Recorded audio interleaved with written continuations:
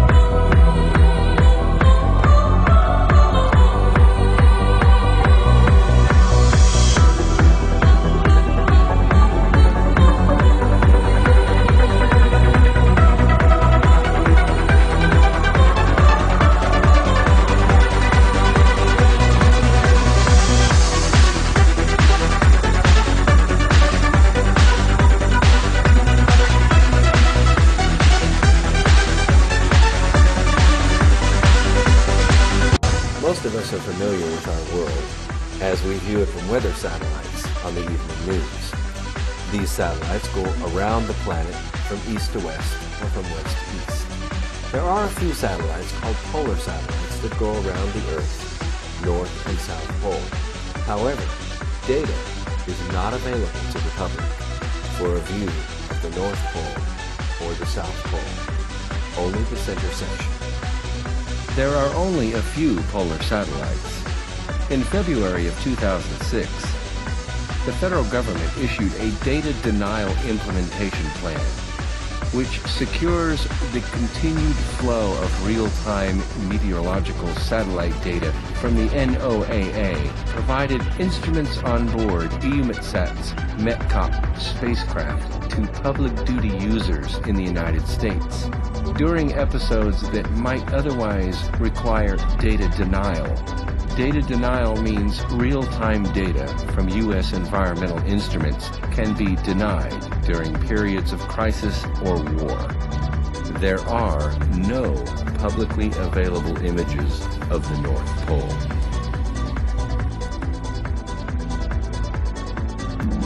Other German legends deal with the myth of the end of the world.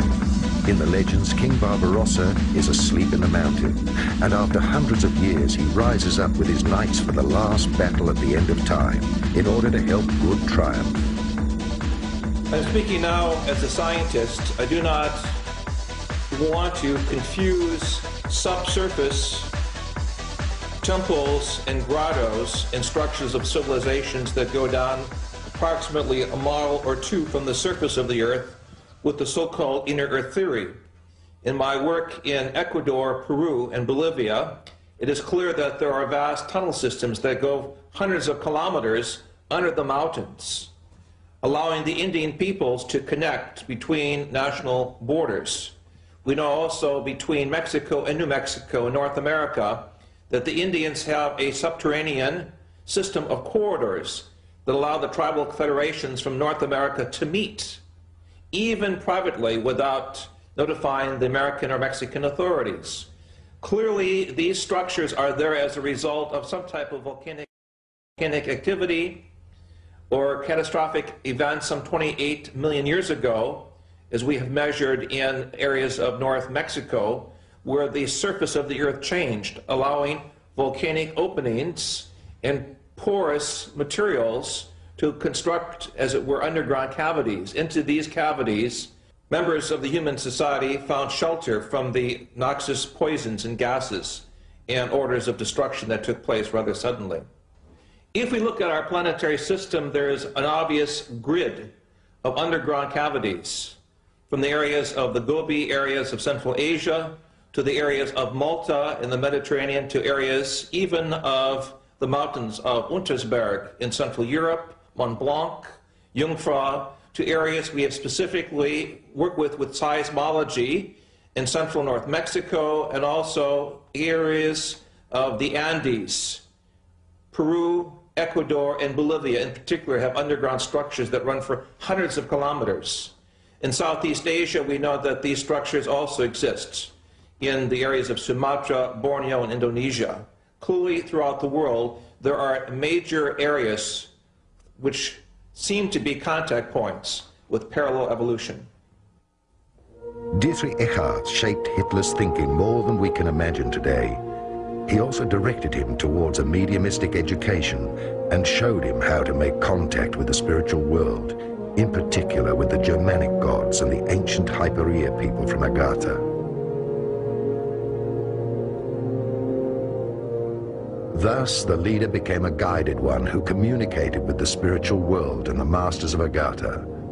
Only when he had developed these mediumistic attributes to the full did Dietrich Eckart propagate the idea of a leader, Führer, in the Tula Society and in the popular esoteric circles.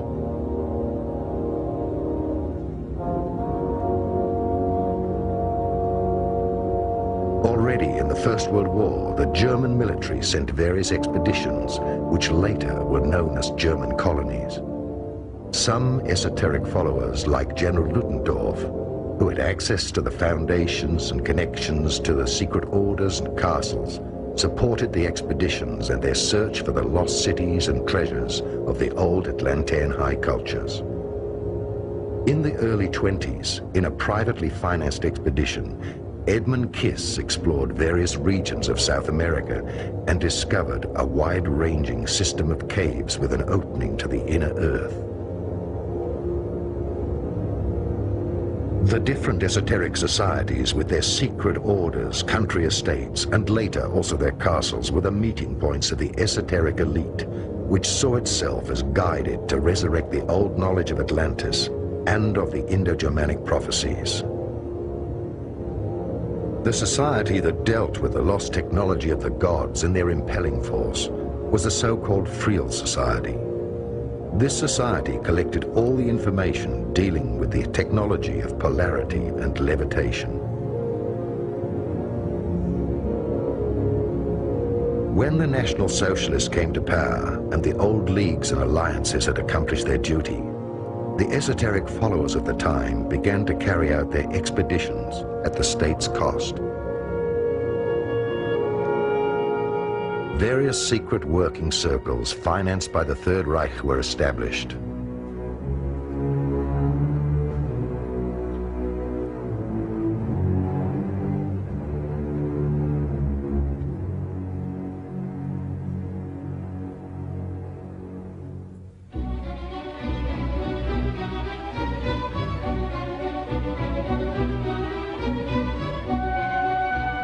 The committee of the group, Heirs of the Ancestors, was concerned with the study of races, and some high esoteric followers were contracted to investigate the past of the Aryan race with ordinary archaeologists and scientists.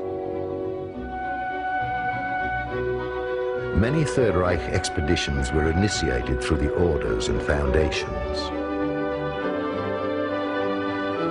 Edmund Kiss went for the second time to South America with an elite group of scientists and the latest technology in order to find and enter into the inner earth and Agartha. Allegedly, they found a spaceship from Atlantis in one of the bigger caves. The secret society Akakor was founded, whose role it was to further explore the technology, even in the event of a war. In the 80s, was ARD television correspondent Karl Brugger killed because he had published a book which alleged an active role of this same society up to the present day? I had the privilege of knowing Karl Brugger, the author of Die Koning van Akakor, many years ago in Brazil, where we worked together with the white Indian peoples of the upper Amazon, who spoke a dialogue very much like an ancient Germanic language and who had contact with the Star people. Tragically, Karl Brugger was killed by someone in the Brazilian establishment who felt he had too much information on the Indian civilizations and perhaps knew too much about the genocide against the Indian peoples taking place. I dedicated my book, The Sphinx on Mars, to Karl Brugger, and in this book I show for the first time the historic pictures that NASA has of the pyramid structures on Mars, as well as pictures of the pyramids in Brazil and South American places, suggesting that there is a historic connection between the planetary grid of energy places marked by pyramids and temples and those of other planetary bodies.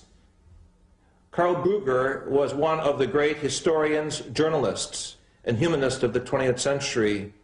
It is very important for each of us to try to get in contact with his teaching, his legacy, because it forms the connecting link between the Indian peoples, the earlier Atlantean-type peoples, or what is called in Central America the Atlans, the great giants who are blonde, and the European peoples, to show a connecting bridge between civilizations and centuries.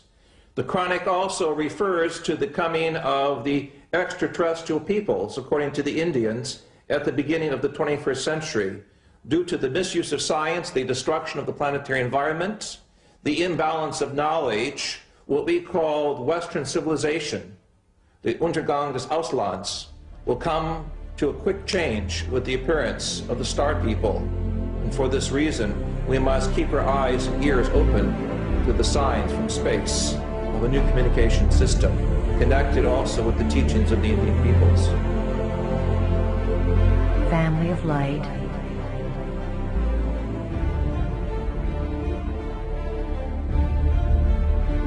Wake up.